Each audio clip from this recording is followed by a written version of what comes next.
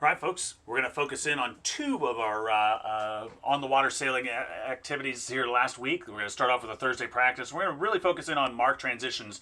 I want you to watch on boat number 12. Watch how he goes from reaching, watch the wing and wing, on cleats, it pops that around, and look at that. That's immediately wing and wing within a boat length of coming around that weather mark. That's a perfect way to do that. In fact, letting that leeward sheet go and popping around on that weather sheet to get it around the front of the mast. That's outstanding work. I'm going to come up winds with these guys. This looks like Brady and Graham right now. A little flat on the tacks. Really kind of work on getting those jibs pulled in a little bit quicker, at least so they're not luffing as they're coming around, or not luffing for very long coming around that tack. Here we go. We're setting up on the port tack lay line. Heads on the swivel. You got 10 coming around here ahead of you. Let's watch their rounding here. Nice and flat transition around this mark. They're easing the main out as they come around. Matt's holding that boom out. Get that main around. Get the jib around. There we go. Perfect. It's about 2 boat lengths before wing and wing. Very good. Here comes Brady, and I think it's Jacob sailing with him that night. Good transition out of that mark. Graham and Bella looking pretty good too. I want to really work on getting that jib around, though. If you're going to go from a close haul to a broad reach or a run, you really want to focus in on getting that boat downwind and ready to go.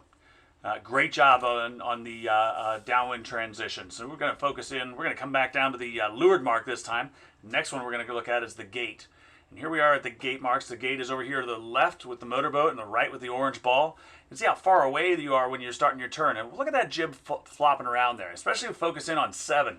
They're probably 4 or 5 boat lengths away from the mark, and their jib is just luffing. And that's no good, right? Got to keep your power in the whole way around this mark rounding. Make sure that your jib is full. Watch around the other boats here. 22 is going to jibe in here, and it's like they just didn't really communicate very well with their crew that they were going to jibe because the jib is luffing as you're coming around there. That jib should come in as soon as you're done jibing. Get ready to trim in for a close haul course. Watch these guys going upwind a little bit, luffing a little bit more, luffing a little bit more, luffing a little bit more. Really want to focus in on getting that jib pulled in and stay on the wind. There it goes with 12 again, luffing as they come around the mark. Really takes away the power rounding that mark. We want to transition in and out of the marks as fast as we possibly can every time. We'll see about these two coming around here too. 17 and 4 coming in. Again, both their jibs luffing as they're coming around this mark. That shouldn't happen. It shouldn't happen. Next video we're going to look at is some starting practice. We've got 2 or 3 starts here that we're going to take a look at. We're going to focus in first on Graham and Marley here in the next video. Right there. Here we go. We're at about a minute to go until the start. So, minute to go, setting up at the boat. There's Emma and Dora right below them. It looks like Finn is just below them, right? So they're kind of hanging out on the line, waiting for that last minute of the start. And if you notice, Liam's kind of moving backwards a little bit. That's a very unstable position that you're in, right? You're not moving forward. You don't really have a lot of control over the boat. You can see his tiller kind of going back and forth, trying to hold his place on the line. But you can see him sliding down the line. A little bit of pulling in on the main sheet to get the boat going forward, and then you have your steerage back again. That would help him out a ton. Here goes Brady going down, bearing down on Emma's boat. That was not the right move there. I think I would have poked it up in the air and made sure that I held my position. Because now look at him. He's bow out on everybody, but way over the line. In this case, I would have just launched right over the top of them and tried to dive down low. We're about 10 seconds to go to the start. This is that spot in the line where, everybody's kind of accelerating, but the boat that sat there for the last minute of the start isn't accelerating. And you can see Liam's kind of struggling to get the boat going again. Here we go. 3, 2, 1, go. Everybody's launched on the line. 6 is kind of slow, not really getting going. Now they get going eventually, and they kind of look like they're in a pretty good shot. But look at how bow out those boats that are way out in front are. Next one, we're going to take a look at this same scenario setting up, just so it doesn't look like I'm picking on Liam. Here we go with Brady and Gavin and Emma again, and Liam's down there as well. But watch Brady's move here. He backs up. It's a perfect move. Now dive low. Go between Emma and 22. But no, we pulled the trigger and we went right back up on the wind. So we didn't really do much other than just kind of elevate her back and forth. Yeah, that was. I think I would have pulled the trigger and gone below those guys and find a hole to snipe into and get back up on the line. Because right now you're over the line, you're bow out, and the race committee is looking right at you. Here we go, 3, 2, 1, and bam, over. But that was a good start by Graham. A little bit late at the boat, but at the favored end, full speed, looking good. We let these guys go for a second, but we can see how the boat's back here. Look at how much slower the second row of boats is versus the first row of boats. We really want to focus on getting out, bow out on the line so you get a clear lane and have the opportunity to do what you want to do. Last one we're going to look at, this is a little bit lighter air start. We're going to focus in on Sammy and Sammy and Campbell here. They're going to come around here. We're at about 35 seconds to go until the start.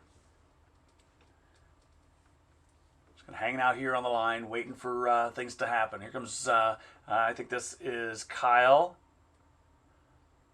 I don't know that I would have tacked right underneath her. I would have gone a little bit further. You know, every time you think that you're going to need to tack, count to 3 and then tack, unless you really have to because of another boat.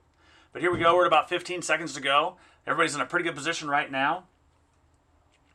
Getting ready. Now, Sammy's bearing down. In 4, it's 5, 4, 3, 2, 1. Here we go. And accelerate. Here we go. 3, 2, 1. And away we go. Now look at everybody on the front row of this start. This is a pretty good start from a good chunk of the fleet.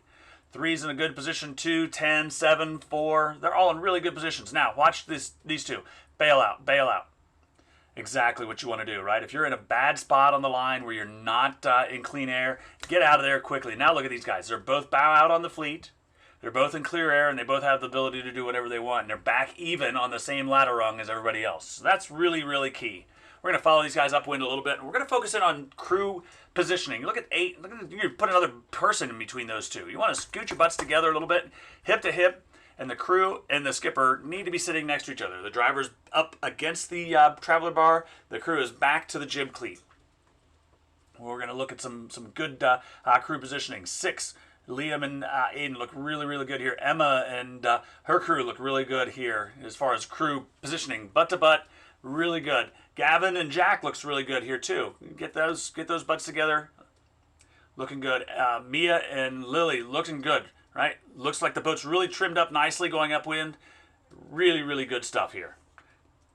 We're going to get 12 to come across our bow, and we can see that we can fit another person in between those two. Get the driver to scoot forward, get the crew to scoot back a little bit, and I think everything is going to work out just fine there. Good job, though, with these two sailing together. Relatively new sailors and doing really, really well.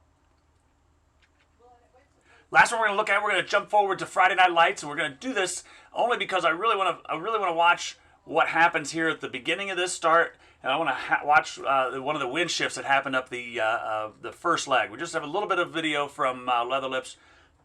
All in all, it was a great evening of sailing, but here we go. We're at about 30 seconds to go until the start. We got a wide open line. I don't know why it was so wide open. The boat end was definitely not that favored, but everybody was kind of crowding around the boat. And if you had the audio on, you'll see 3, 2, 1. Oof, that boat just nailed the committee boat. But Leon is actually coming towards us in this LYC sail. He's got 20 seconds to go. He's got nothing but green air. Oh no, what are you doing? Attacking back towards the fleet with 10 seconds to go until the start. Don't do that. Use your runway to accelerate away from the fleet. 3, 2, 1, go. Now we went from having a great start to being third row and below everybody. So remember, head out of the boat. Make sure that you're looking down the line. Your clean air is going to be way more key than being right at the boat end of the line. Now we're going to go up this last little bit of the beat, last minute or so of video that we're going to have for today.